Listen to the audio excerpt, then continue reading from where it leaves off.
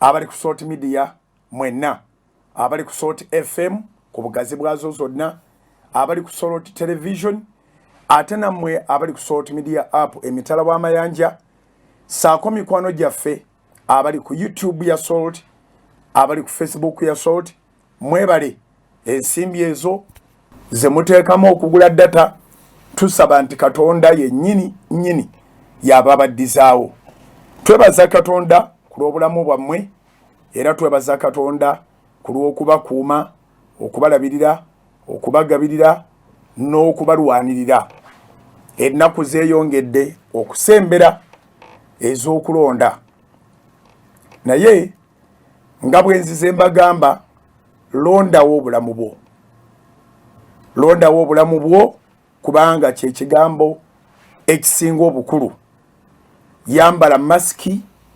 Obulwadde bw'obanga ogoberera ebigenda mu maaso mu mawanga agasinga obungi nga kwotadde n'eggwanga lya Isirayiri bali mu lockdown, total lockdown. South Africa bali mu lockdown, total lockdown. Tebalinawo na rumu zirya, tebalinawo biseera bya babawa nti wakiri mugende mukole kino oba mugende mukole kiri. So twebaza Katonda nti tewanabaawo lockdown, wabula omuntu yennyini yeefuga yekka. Ffe tugenze maaso n'okuobservinga SOPs ku Salt Media era ne ku Canaan Land. So twebaza Katonda si maanyi gaffe, naye okubanga omuntu wejjukiza wekka nti kankuuma obulamu bwange kintu kikulu nnyo, era mbegayiridde mu kinyweze. Mbakulisaayo abadde mu lanchawa olunaku lwa leero, nkulikireeyo ddala. Twebaza Katonda yatuwa enkola empya ey'okurisiivinga amafuta aganaayamba okolesebwa kwaffe. Era n'olwokutaano luno bwe tugenda okukola, Katonda nga bw'atugamba bwe tugenda okukola. Mujjukire nti bulijjo tubeera ne Vision Night, naye ng'ate Vision Night abantu baba bavudde mu bitundu bingi, mu bitundu by'ensi biyitirivu. Babeera mu mitwalo kumpi 20 n'okusoba. Canaan Land abajjudde bw'ate nga 31, naye nga n'akalo konna kajjudde. Era twakkaanya ku kyokwefuga nti amafuta agafuluma ekikomera, amafuta agatamala ne gakusanga yonna gy'oli, oba olina ekirabo oba tolina kirabo, tegaba ga kutunda era tegaba ga kugendayo nti wabeerewo ebirabo ebikuŋŋaanyizibwa. Abantu baba n'okwolesebwa kwabwe, tetusosola mu bantu. Abantu babeerawo ab'enzikiriza zonna. Saawa ezo bwe tusalira ne tuyingira omwaka, oluusi twegattibwako ttiimu ŋŋambe emabega nga ziba zivudde mu mwenge. So ne weewuunya engeri gye bagamba nedda, katugende ku Canaan Land tusabe. So Katonda atuyamba, ne bajja ne batwegattako, ate ne beefuga, ne babeera abantu balungi ekigenda ewala. Nti ndowooza obuzibu twabusanga mu 2015 wokka, kubanga gwe mulundi gwaffe ogwali gusoose okusula mu kifo ekyo. Naye okuvaawo era n'ekwolo 2015 nawalampa waggulu ku kikomera nembaliiramu kyetugenda okukola, nembanyonyola ne tukwatagana bulungi mu lulimi, era okukakana nga amafuta agatuuseeyo ebweru, awatali kulwana, awatali kwesindika, awatali kukola ki. So kati tugezaako kino ekibaddewo olwaleero, ekyaliwo wiiki ewedde, ekyaliwo ku Sande, tugezaako okusisinkana abo abalina okwolesebwa nga beetaaga amafuta gaakwo. Kye tugezaako okukola, era tukikola nga Mukama bw'aba tuwadde amaanyi. So mbakulisaayo mwenna ababadde mu saavisi ya leero, abatodde amafuta ago, era nzikiriza nga okwolesebwa tekugenda kulemererwa. Yesu asanye essira ku mafuta. Amafuta Setaani yali atubbyeko akaseera ako mu kyaki tekeetaaga kuvaamu. Wali mu Makko essula ey'omukaaga, Mark chapter 6 Maka essula y'omukaaga olunyiriri olw'ekumi n'olw'ekumi n'essatu Bayibuli egamba bw'eti nti ne bagenda ne babuulira okwenenya ne bagoba dayimoni mungi ne basiiga amafuta ku balwadde bangi ne babawonya. Tuddemu Makko essula ya mukaaga olunyiriri olw'ekumi n'olw'ekumi n'essatu Bayibuli etugambye nti ne bagenda ne babuulira okwenenya ne bagoba dayimoni mungi ne basiiga amafuta ku balwadde bangi ne babawonya. Tebaaba kuba mpiso, tewaliwo ngeri ndala yonna gye baakozesa eyawonya abalwadde, naye olw'okusiigibwako amafuta abalwadde baawona. Enjiri yali ebuuliddwa nga n'emizimu gigobeddwa, naye amafuta galiko endagaano yaago. Newankubadde nga Katonda abaakulondobyemu abaakulonze ng'akutaddeko ekisa, akulonze you are a woman or you are a man after God's heart, but this is what must happen. You must receive the olive oil, the anointing oil. Kyava agamba Samwiri nti neerondedde kabaka alina omutima ng'ogwange. Yaani oyo? Ye Dawudi.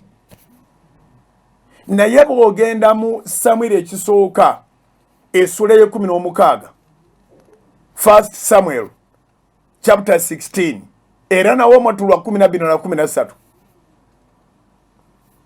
Dawudi n'afukibwako amafuta, omwoyo wa Mukama amangu ago n'akka ku bulamu bwe. Ndowooza nayo tubikuleyo.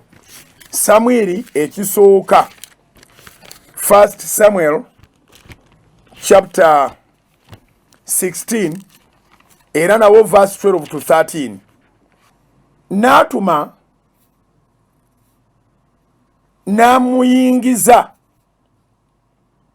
era yali mumyufu n'amaaso ge nga malungi, era nga yeegombebwa okutunuulira, era nga yeegombebwa okutunulirwa. Mukama n'ayogera nti golokoka omufukeko amafuta kubanga yeewuuyo.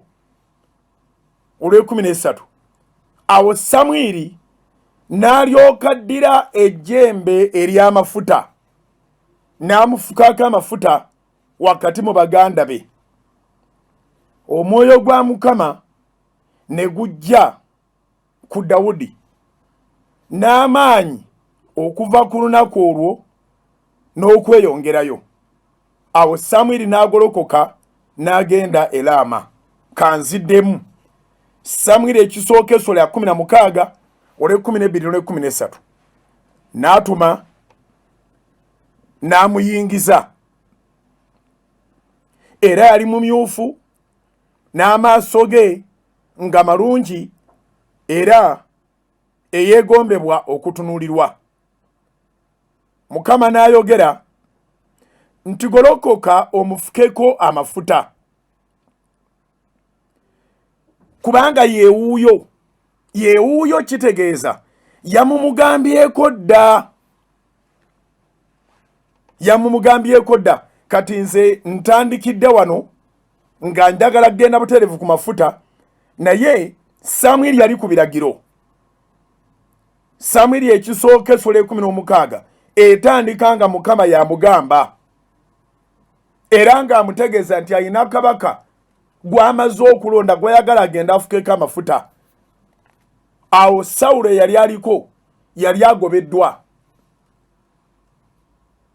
Kaakati Samwiri bw'asituka okugenda mu nnyumba ya Yese, Yese n'aleeta batabani be ye baayagaliza. Batabani ba Yese baayagaliza bonna Mukama n'ataganya kufukibwa amafuta ku bulamu bwabwe. Naye Dawudi bwe yajja nga naye wakukaka bukasi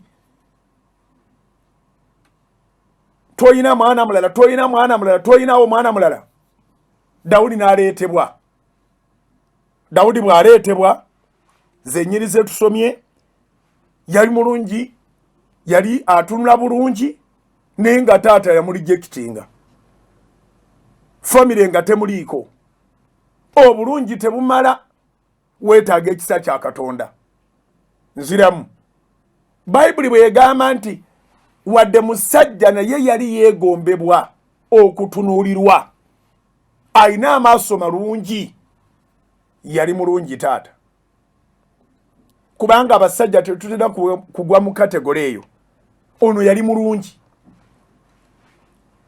naye mu bulungi bwe mwattu bwe kubulako amafuta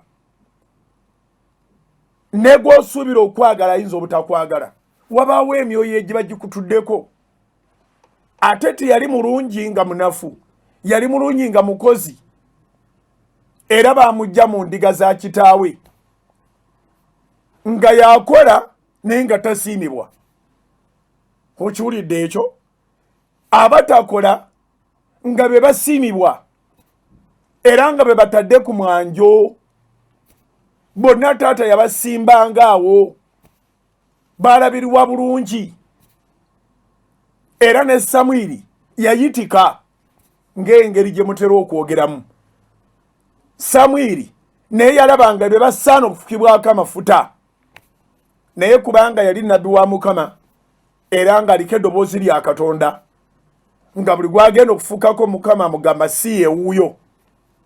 Ono omusajja Yesu akulimba alina omwana gwe nalonze, ono gwataddewo si ewuuyo. Abavubuka 7 ne bayitawo.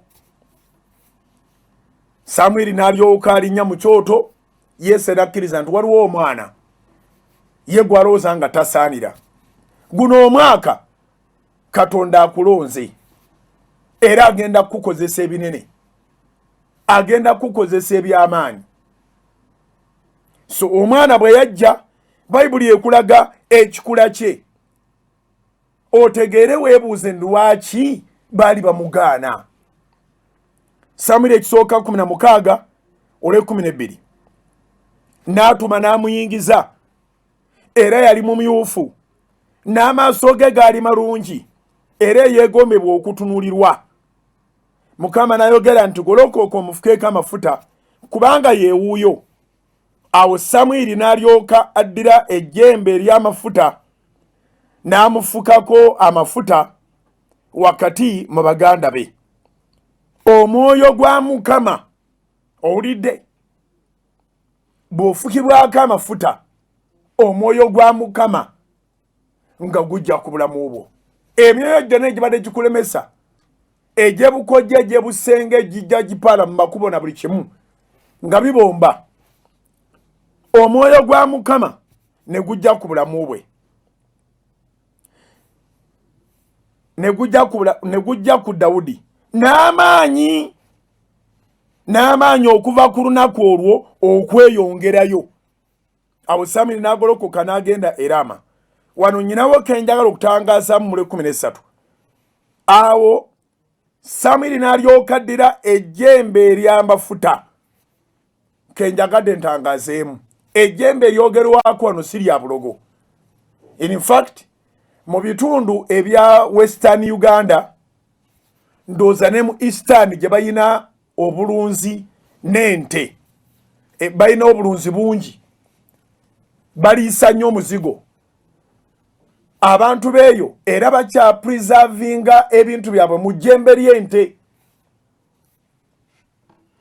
Era bw'onooba ogenze mu tourism city e Fort Portal, ojja kulaba nga ejjembe bo balirongoosa ne balitungirako akantu obuntu bwabwe bwe batunga, ne baliteekako n'akasaaniikira.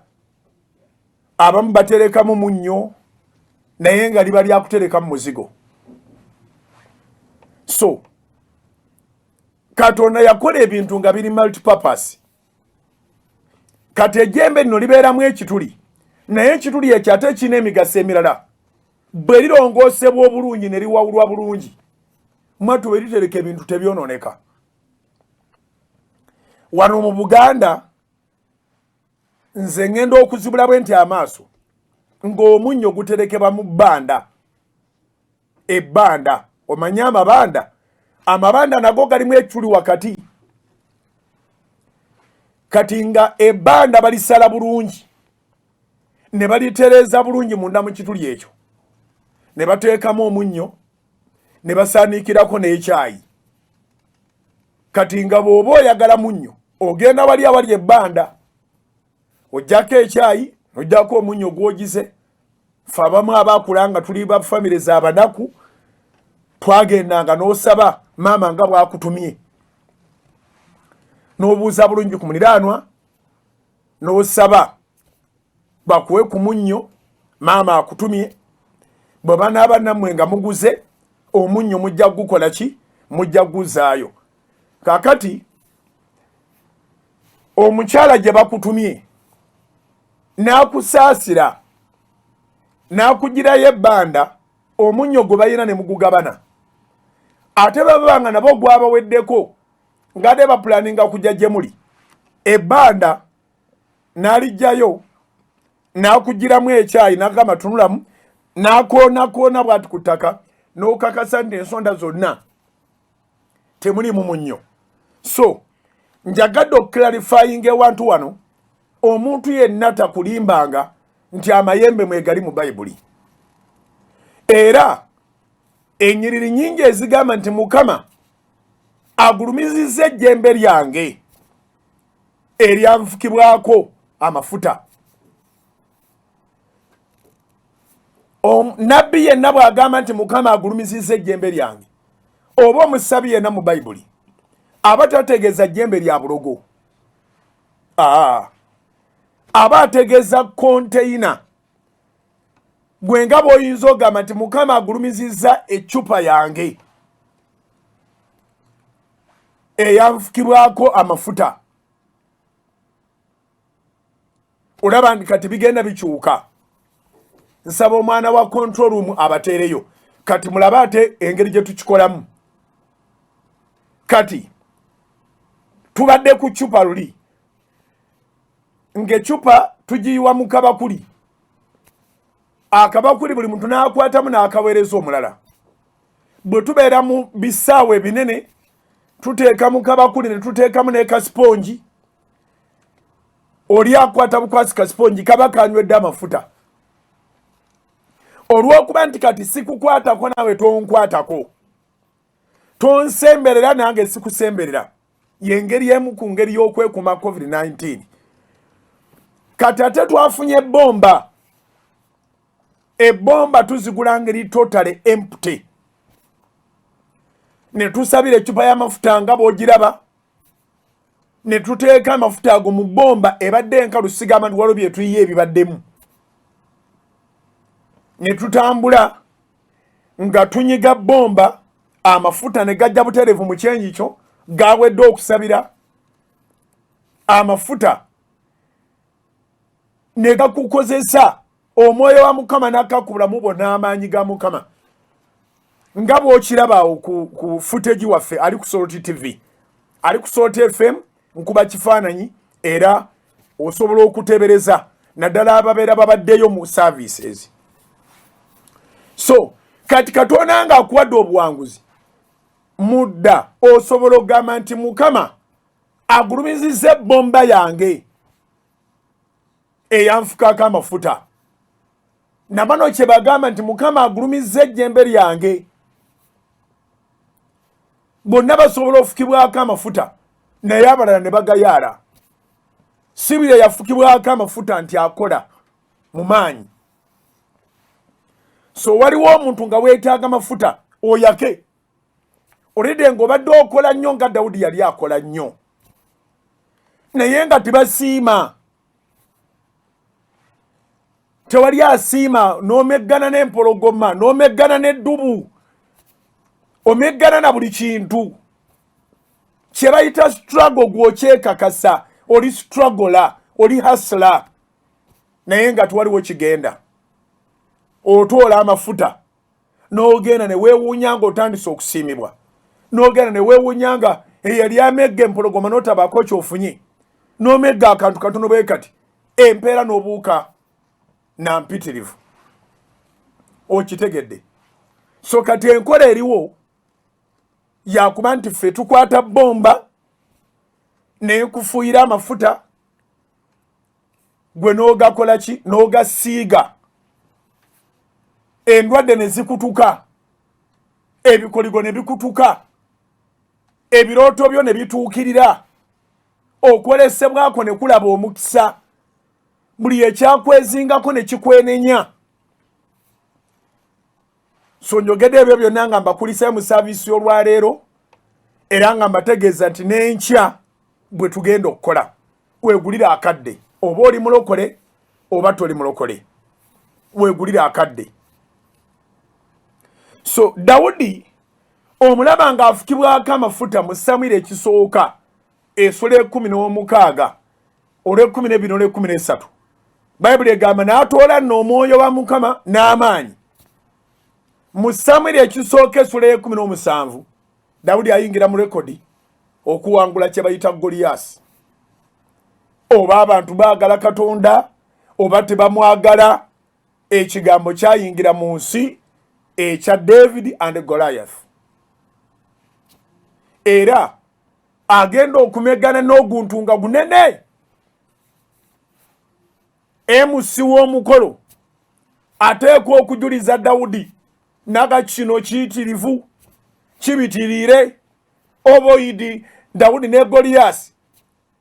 Bw'aba ayogera Lusoga, bw'aba ayogera oba Lunyankole oba Lulugwala oba Lukyoli oba Luganda, ab'Oluzungu boogera ddala ng'olaba mwononefu ali mu lesolingi nga be bamu ku bali aboononefu abawagira abali ebisiyagasi babiwagira na buwagizi, aboononefu abali nzegeyeena.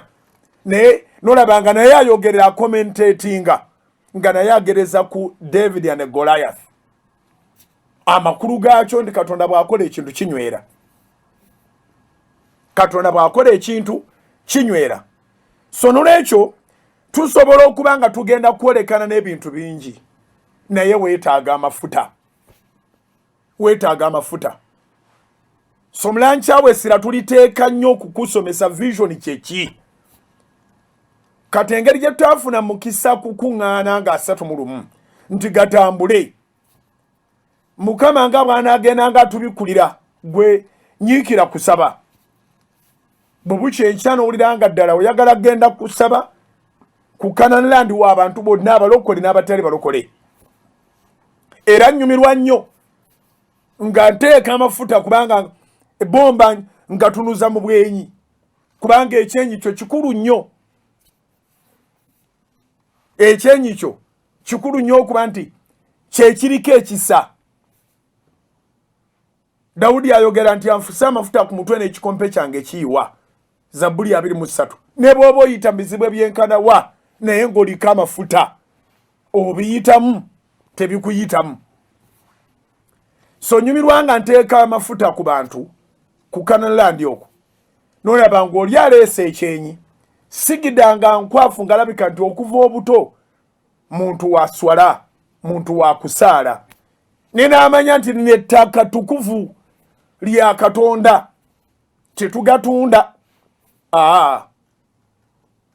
Abasobodde okuwaayo ebimu by'ekkumi n'ebiweebwayo eyo gye musinziira n'abaweerayo ku Kanani, tumekinga sure nti sente ezo zibeera, we spend that money on the things that will work in the church, in the ministry. Tukakasa nga tusaasanya sente ezo ku bintu ebinaagasa abantu bonna mu buweereza. Nga bw'olaba emikutu gino gyonna gitwala sente buli dakiika. Tolina bw'obeezaawo mikutu nga buli sekendi tetegeeza fulumya sente mu internet, mu masanyalaze, mu byuma ebikozesebwa, mu mafuta agali ku sayiti ez'enjawulo, okusaaviisinga satellite C, tuva ku free to air paka ku DSTV, okusasulira ezo apps okubanga ziriko abantu bangi nnyo, and so forth and so on. So n'amafuta tugateeka mu necessary expenses zaffe. oba oli mulokole oba toli mulokole, you need the anointing. Kati bano abakuŋŋaana ne bababuulira enjiri okwenenya, tuddeyo okuwali mu Makko essula y'omukaaga. Bano abakuŋŋaana ne bababuulira enjiri y'okwenenya, baali beetaaga njiri, era ebikolwa byabwe tebyali birungi nga n'ebyaffe bitaali birungi. N'olwaleero alokola era awonya. Bayibuli egambye mu Makko 6 olw'ekkumi n'olw'ekkumi. Makko 6 olw'ekkumi n'olw'ekkumi. Bayibuli egambye bw'eti, ne bagenda ne babuulira enjiri, ne babuulira okwenenya, amakulu gaakyo ne babuulira abantu okukyusa ebirowoozo byabwe. Kati nga mu kaseera kano ke tulimu twetaaga okwenenya, noga nti ekyo nkyenenyeza kyembadde ndowooza okukola nga kisi kirungi, nkyenenyeza kyembadde ngenda okukola ku muntu munnange, nkyenenyeza kyembadde ngenda okukola ekitali kya buntu. So okwenenya kusumulula, owulira nga emirembe gyo gize. Bayibuli esomesa mu Zabbuli 9:4 nti okuwalana eggwanga kuba kwa Katonda. Vengeance or revenge belongs to God. So ne bw'owulira nga olinga ali justified, owulira nga osaanidde, kweganga ensonga yo mweri ey'okuba nti ogenda okola ekintu osasule kye baakukola, weetaaga enjiri okwenenya, omulimu ogulekere Katonda, kubanga obanga wakiraba, Katonda yakiraba okusinga bwe wakiraba, kimulekere. So enjiri neebuulirwa ey'okwenenya. Ne bagoba dayimooni olw'ekkumi. Makko 6 olw'ekkumi. Ne bagoba dayimooni mungi. Dayimooni ebiseera ebisinga ze zivaako obuzibu. Abantu bandyagadde okwenenya, abantu bandyagadde okukola ebituufu era eby'ensonga, naye ne bw'owulira nga ky'olimu kikutama, ate oliko omuzimu ogukutuulamu nga gugamba ekyo kye kiba kikolebwa. So singa gyali gikwatika bwe giti, gye gyandisibiddwa mu makomera, kubanga omuntu agenda okwejjusa, okwenenya n'okwejjusa bya njawulo. Omuntu agenda okurigulatinga ng'ali munda mu kkomera, omuntu agenda okurigulatinga nga yamenyese dda, omuntu agenda okurigulatinga nga damage gy'afunye eri permanent, naye nga wabadde osobola okukireka, naye nga tolina bw'okyenenya. There is no way how you put it on a side to move on, or you put it back to move on, because there is an influence of a demon. Kati Bayibuli yegamba nti ne bagoba dayimooni mungi, amakulu gaakyo nti abaabulirwa okwenenya, ate n'ebyali bibalemesa okwenenya nabyo byagobwa.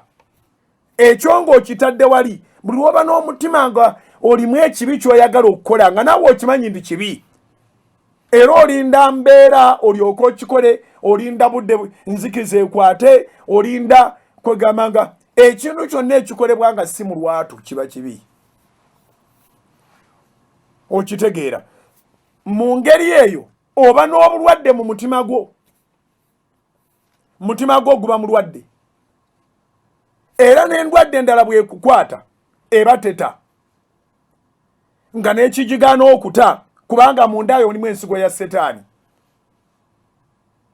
Kati ensigo ya Setaani eyo okugita, first of all wateekwa okuba wakuyamba n'akugobako dayimooni. Bw'akugobako dayimooni wateekwa okuba wakuyamba okukola ebituufu, okuleka ebikyamu. Transition eyo yeetaaga anointing, yeetaaga amafuta. Kati Bayibuli egamba ne bagoba dayimooni mungi, Makko 6 olw'ekkumi. Bali ababuuliddwa okwenenya, kati n'emizimu egyandibadde gibalemesa okwenenya gigobeddwa, ne basiiga amafuta ku balwadde bangi ne babawonya. Bano abalwadde tebaba basenyiga, baba n'endwadde ez'enjawulo, baba n'endwadde ezaagaana, baba n'endwadde nga nabo beewaayo nti bafe. kuva dda wali abantu abateesobola ate waffe Masaka bagamba nti ebizibu tebimanya nnyumba mbi oba olina ezinaakutaasa oba tozirina ebizibu tebigaana kujja so kyangu nnyo abasawo okubuulira endwadde ekutawaanya nekyeneekositinga oba ne bakigamba mukyala wo oba omwana ne mugamba tumuwaddeyo oba gwe kenyini gwe bakigamba ne weewaayo bakugambye kujjanjaba mutima bakugambye weetaaga ogende buyindi bakugambye kujjanjaba nsigo mpulira nti abagula ensigo bazigula wakati wa $2.5 million $2.5 kyova olaba mbagamba nga tusaba nti mwebaze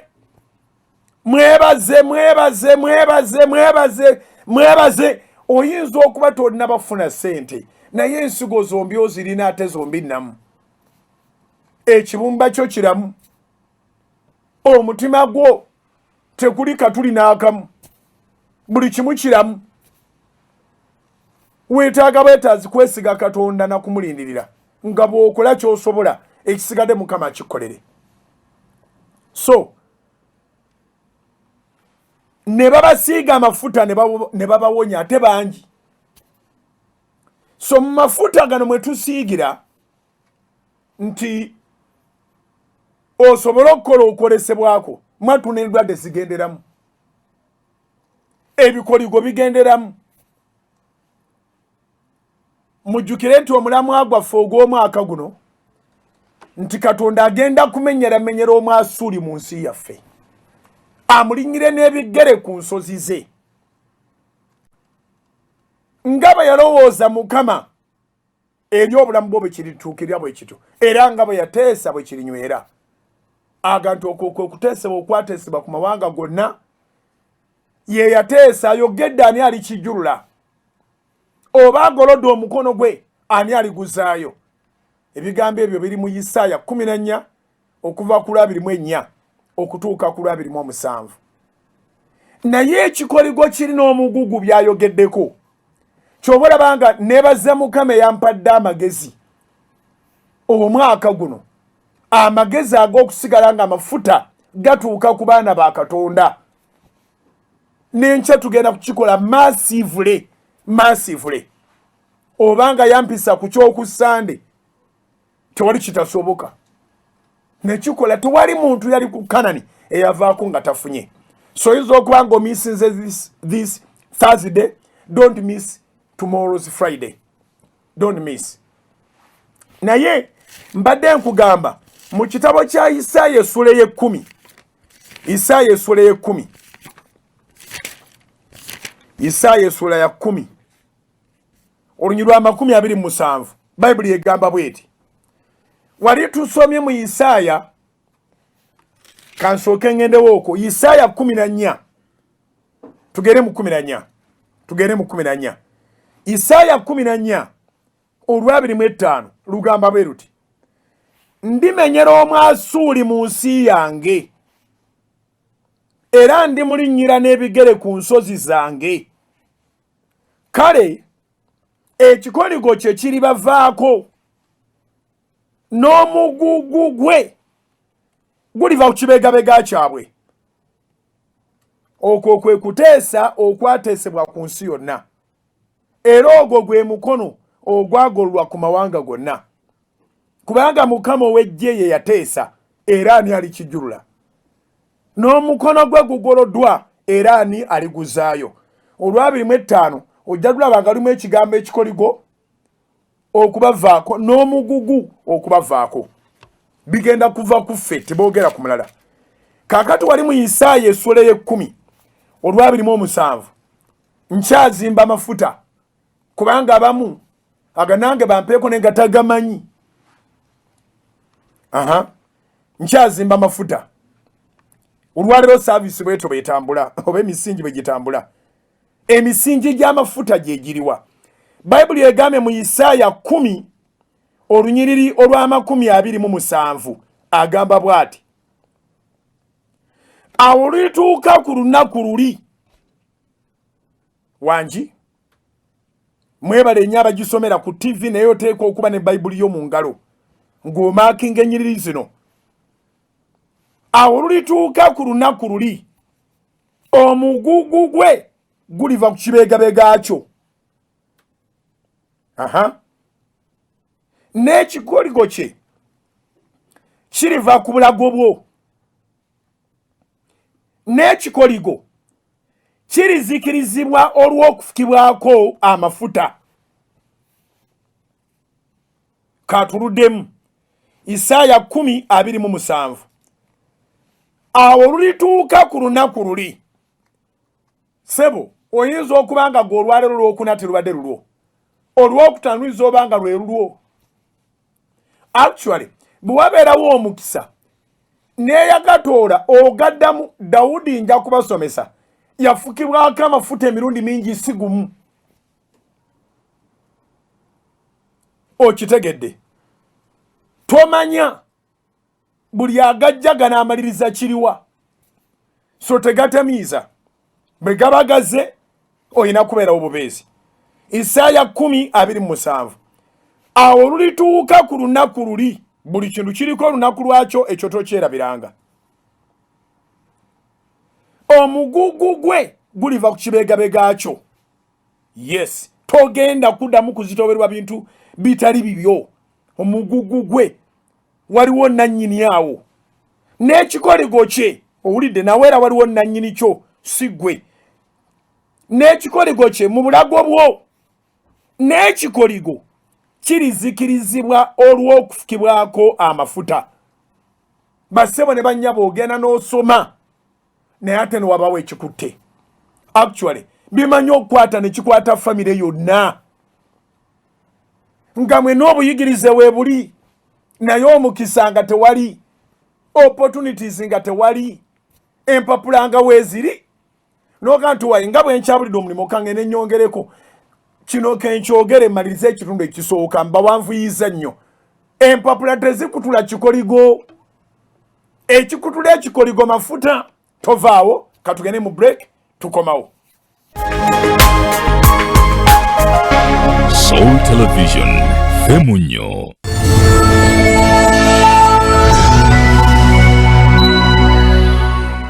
Erinnya lya Mukama Yesu lyebazibwe. Alozias Bugingo gegange okuva mu House of Prime Ministries International. Nzize okwebaza kula abasumba bonna, okwebaza kula abakadde b'ekkanisa bonna. Mwebale nnyo bammemba ba House of Prime Ministries International. Mwebale nnyo mikwano gya House of Prime Ministries International. Mwebale nnyo bawero wishers. Obuweereza bwaffe buweereza eri abalokole n'abatali balokole.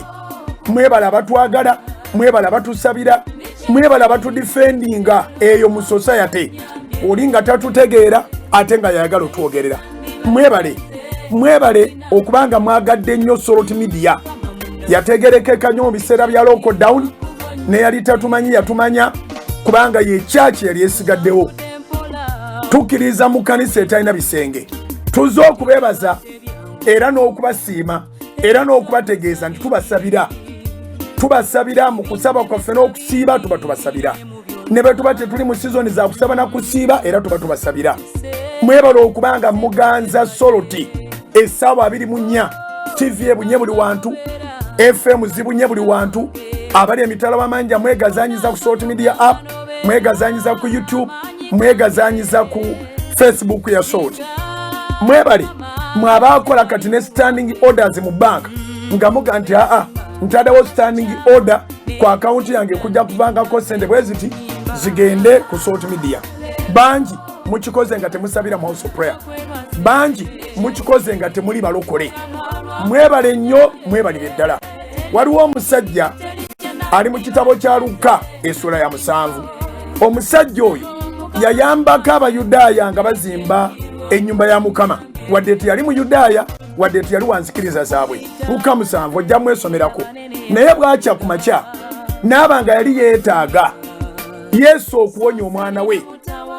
Munnange abakadde b'ekkanisa ne bakuŋŋaana n'abakadde b'Abayudaaya ne bamugamba nti kimugwanidde oyo okumukolera ekyo kubanga ayagala eggwanga lyaffe n'essinzizo mwe tuli ye yali tuzimbira.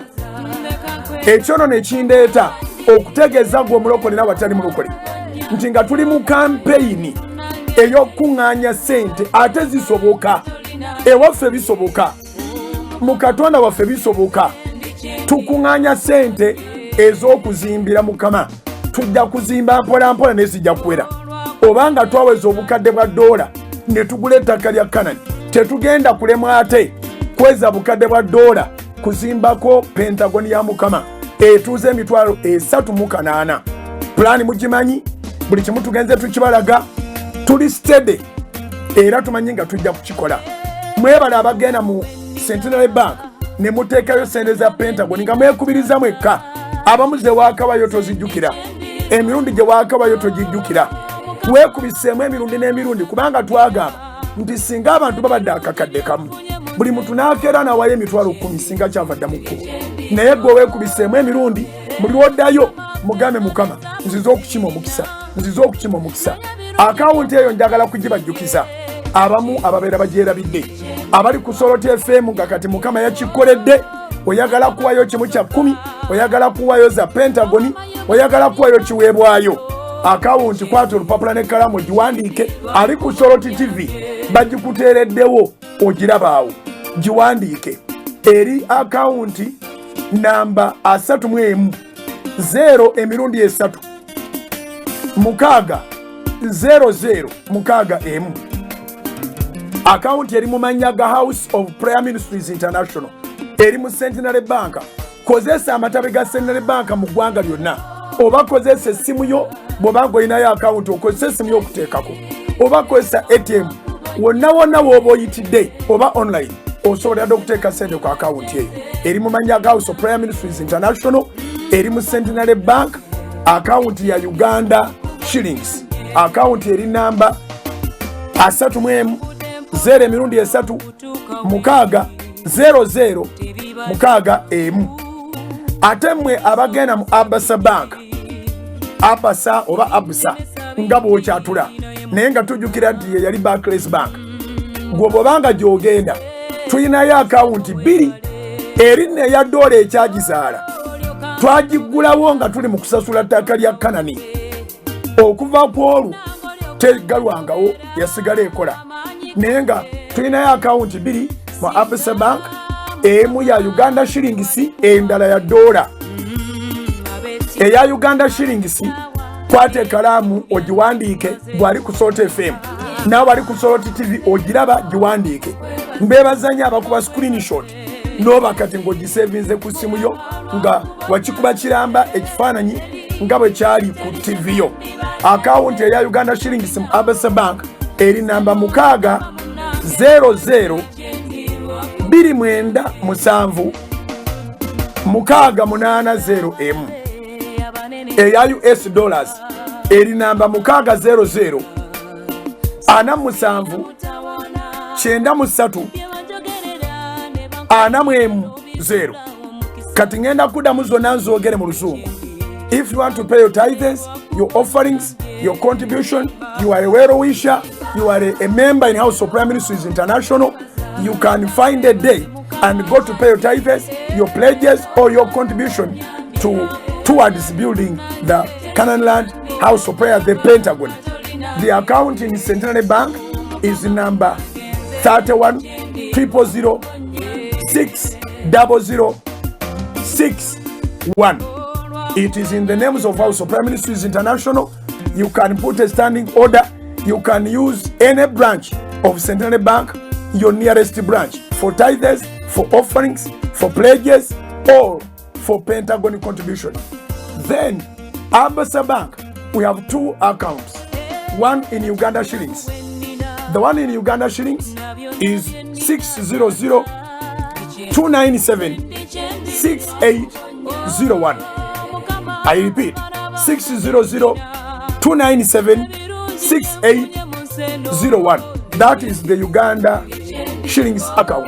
The USD account is 600 479 3410.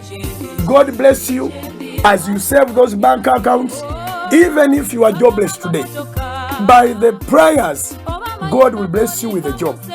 nsaba Katonda bampeera omukisa Katonda wa Ibrahimu ne Isaaka ne Yakobo abantu abatwala akawunti zino nga si za kusaaga abali ku Salt FM bonna abali ku Salt Television abali ku Salt Media App abali ku YouTube abali ku Facebook agamba nange nja kutapingirawo omukisa ngenda kugenda mu byafaayo nti nze omu kubazimbira Mukama ennyumba mu mulembe ogwo Mukama ne bwe tuli batuvudde mu nsi twagala omulimu guno gusigale nga guyimiridde mbasabira amafuta ag'okukulaakulana mbasabira ekisa ky'okweyongera mbasabira divine connections nsaba Katonda nga bw'owenyigira mu bibye naye yenyigire mu bibyo nga bw'otambula ebigere ebyo n'ogamba nasuze nkirowooza abamwokera ku wiikendi n'ogenda obankinga ku akawunti nga bwe zikuweereddwa nsaba Katonda akulabengamu emisana n'ekiro nsaba Katonda akuwe divine connections akuweeyo omuntu naawe agenda okukyusa obulamu bwo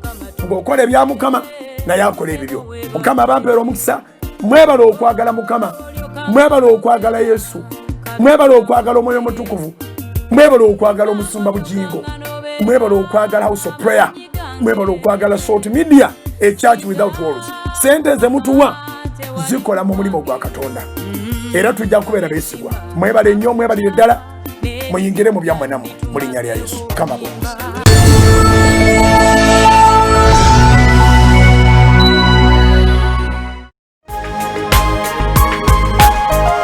Soul Television Femunyo tubakulisizaayo mu kalango kaffe ako era mwebale nnyo mwebalire ddala ku bugazi bw'eggwanga lino ku bugazi bw'ensi eno abakozesa akawunti ezo nga bwe ziteekwa okukozesebwa Katonda yamanya amannya gammwe era yalaba engeri gye mutambulamu ne mugamba tugenze kutuukiriza yakikolako era yabamanyi mwebale eno message zitutuukako mu Centenary Bank mwenna beeriraaniganye nayo abasinziira ebweru bannange Mukama abawo omukisa mu Absa Bank mwenna beeriraaniganye nayo kwega twewuunya mwebale naffe tetugenda kulekerawo kubaweereza era guno omwaka twagala tubaweereze nga bwe tabaweerezangako tukkiriza nti mugenda kulaba omukono gwa Katonda ate bw'agugolola okuviirayo tewali aguzaayo bw'amala okwogera nti akuwadde omukisa ekigambo kye tewali akijjulula yensonga lwaki tweyongera okumanya ebigambo bino tukomye mu kitabo kya Isaaya essula y'ekkumi olunyiriri olw'27 Bayibuli ng'egamba nti awo lituuka ku lunaku luli buli kintu kiriko olunaku lwakyo era togamba nga tinasaaliddwa bwe luba terwabadde lulwo nannyinirwo ayina engeri gy'abotolamu nzijjukira nga tutandika omwaka guno gwennyini mu nnaku embereberye ezo ku nnaku olwasookera ddala Mukama lwampa amagezi nga sikirabangako wantu wonna siwuliranga yakinyumyako tuba tuyimiridde tutobye Mukama nanga nti sikutoba kwokka Kanani ayina engeri gyatuwoomeramu oba musana oba nkuba tusigala tuli Katonda naye nanga nti bonna basiiga amafuta mbakwateko mmenya amateeka naye bw'aba yayogedde yali waggulu wa buli kintu naye nanga nti togenda kubaako gw'okwatako tewali akulwaza tewali gw'olwaza wabula endwadde zigenda kutuka ebikoligo bigenda kutuka Mukama kwe kumpa amagezi naga nti obanga waliwo ebbomba gy'onyiga bwoti sanitizer n'avaamu muguli bufuna mangu ebbomba muteekemu nebaza Mukama lwa ttiimu gye nkola nayo okukibategeeza dakiikemu nga bakitegedde dda nga baleeta cupa z'amafuta nga tuzisabira abaweereza bennyini nga bagateeka mu bbomba ziri nga ntandika kusprinklinga mafuta ku bantu kuba kyeweetaaga mafuta si kukwatako era bwe tusomye Samwiri ng'ateeka amafuta ku Dawudi Bayibuli tegambe n'amukwatako n'amufukako amafuta kaseya saanukula ejjembe konteyina eyo namufukako amafuta ye Katonda nakola ogugwe nze ogwange ngukola ogwa Mukama nagukola naawe ogugwo n'ogukola n'odduka n'okwolesebwa okwo Katonda nakola ebikulu n'odduka n'okwolesebwa okwo so tomanya lunaku ki naye gwe kikwetagisa kubeerawo ewaffe Masaka bagamba nti ataliiwo tagwirwa muti ataliiwo tagwirwa muti naye wulira nti awo olulituuka ku lunaku luli omugugu gwe guliva ku kibeegabega kyo Katonda agenda kudiringa n'ekyakulemerako n'ekikoligo kye kiriva mu bulago bwo. Finally you are going to be a free person. N'ekikoligo kirizikirizibwa olw'okufukibwako amafuta. Nzikirizanga bangi abatoola amafuta gano Katonda amagezi ge yatuwa agatali mu church n'emu mu ggwanga wadde ebweru sina bwe nali nkirabye sina bwe nali nkiwulidde naye ate nga kubikulirwa kupya kubanga Mukama tazibirwa kubo ayogera nti amakubo ge sige makubo gaffe ebirowoozo bye si ebirowoozo byaffe. Isaya sura ya 5:5 unaleo twetolodde nnyo mu Isaya sura ya 5:5 misingi gidduka in particular olunyiriyo lw'omunaana aganti kubanga ebirowoozo byange si birowoozo byammwe so n'amakubo gange wulira so n'amakubo gammwe si makubo gange bw'ayogera Mukama. Amakulu gaakyo ebirowoozo byalowooza bye tulina okussaako omulaka bye tulina okussaako omwoyo.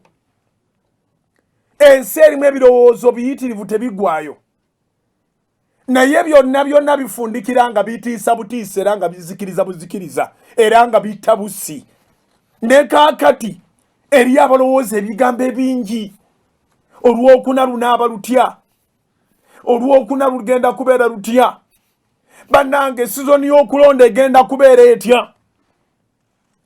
Ebirowoozo byo bijjeemu okutya lowooza ne Katonda kubanga tewaliwo kipya.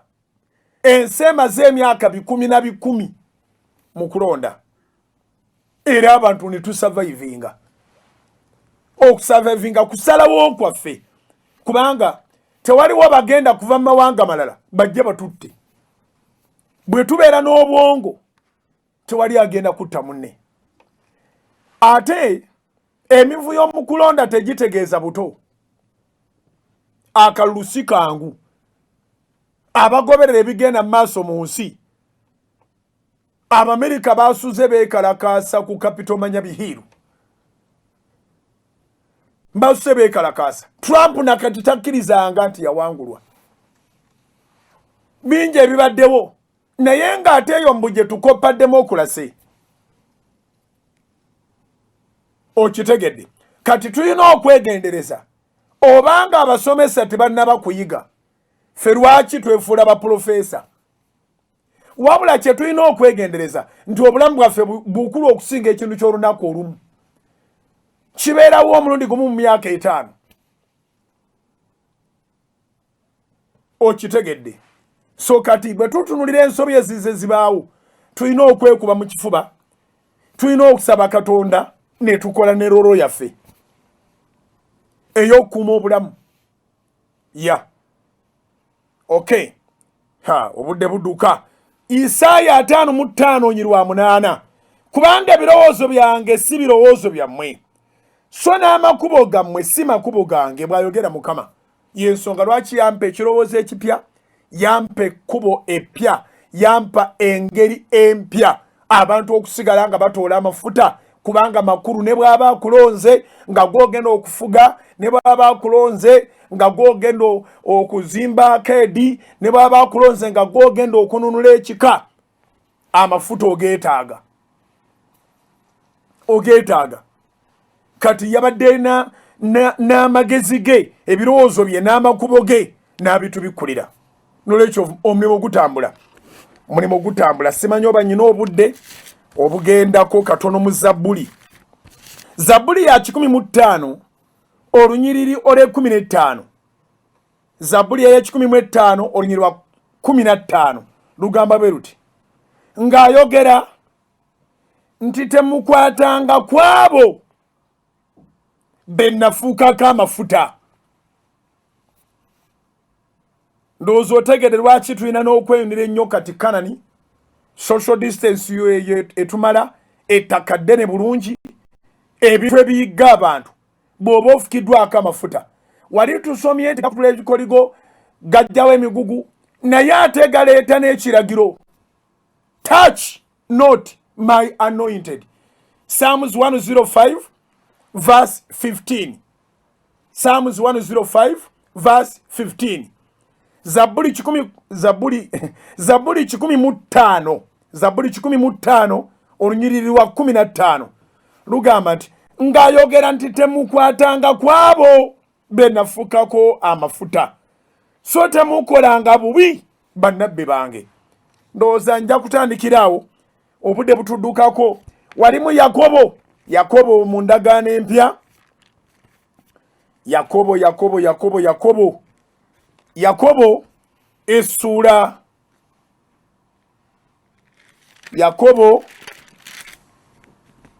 essula 5. Yakobo essula 5 egamba bweti kanve kula 13. Waliwo mumu omuntu ali obubi asabenga, waliwo asanyuka ayimbenga ebyokutendereza Katonda, waliwo mumu omuntu alwadde ayitenga abakadde b'ekkanisa bamusabirenga nga bamusiigako amafuta mu linnya lya Mukama waffe. Ole 15 n'okusaba okw'okukkiriza kulirokola omulwadde ne Mukama waffe alimuyimusa. Era obanga yakola ebibi birimugibwako. James chapter 5 verse 13 to 15. Nkomyawo amafuta n'okukkiriza bibotola biwonya n'omulwadde ne bw'abanga alina ebibi. So n'olwekyo amafuta olwaliro mu misingi getusimoggodde omusingi gwago naye tutandika butandisi. Mbaagaliza programs ennungi musigale ku Salt. Mbagambe nti n'enkya ku Lwokutaano kye tukoze leero ku Lwokuna ku Kanani tugenda kukikola. Twetaaga amafuta. Zabbuli 15 onyole 15 lugate bakomanga kwabo abafukibwako amafuta. Oyina woogenda okuyita ng'obadde wazibu olw'amafuta ga Katonda. I salute you. Stay on Salt. Soul Television, Femunyo.